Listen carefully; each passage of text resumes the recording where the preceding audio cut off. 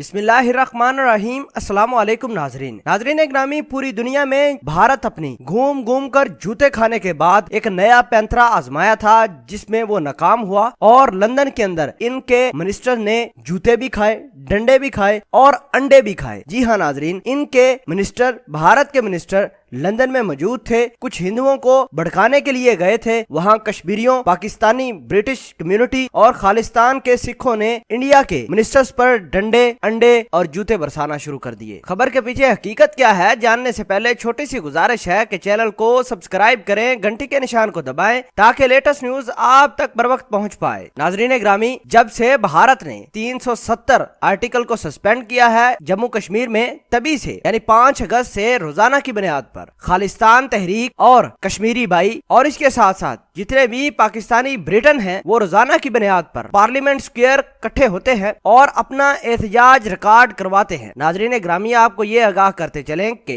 खालिस्तान के सिख बरादरी, पाकिस्तानी, ब्रिटिश और कश्मीरी भाई रोजाना की बुनियाद पर पार्लियामेंट स्क्वायर आते हैं, एहतजाज रिकॉर्ड कराते हैं और रोजाना की बुनियाद पर ये भारतीयों और हिंदुओं के आमने सामने आ जाते हैं और फिर एक दूसरे को मारना, पीटना, अंडे बरसाना, जूते बरसाना, डंडे बरसाना आजकल का मामूल बन चुका है। नाजरीन ग्रामी, भारतीय मिनिस्टर पहले ही हिंदुओं को भड़काने के लिए लंदन में मौजूद हैं। वो जब भी रैली निकालते हैं तो ये लोग आ जाते हैं, हिंदू मिनिस्टर, और अपने हिंदुओं को भड़काते हैं और पाकिस्तानियों, कश्मीरियों और खालिस्तान तहरीक वालों के खिलाफ बातें करते हैं। नाजरीन ग्रामी, इंडियन मिनिस्टर ने कुछ ऐसे ही बातें की, ऐसे ही चीजें की जिस पर कश्मीरी, खालिस्तान के सिख भाई और पाकिस्तानी ब्रिटिश ने इन पर अंडे, जूते और डंडे बरसाना शुरू कर दिए। वहां से बिल्कुल ये अपना बोरिया बिस्तरा गोल करके भाग निकले। नाजरीन ग्रामी, जो ये एहतजाज हो रहा है, ये Jammu Kashmir national party, Jammu Kashmir national student federation के लोग रोजाना की बुनियाद पर पार्लियामेंट स्क्वायर लंदन में एहतजाज करते हैं। नाजरीन ग्रामी, भारतीय सरकार ने एक नया पैंतरा आजमाया था कि अपने मिनिस्टर को लंदन में भेजकर हिंदुओं को भड़काने का जो काम था, ये बिल्कुल पूरी दुनिया में बेनकाब हुआ है। और आपको ये बताते चलें कि इनको जो अंडे, जूते और डंडे पड़े हैं, ये भी याद रखेंगे। ये ऐसी कौम है कि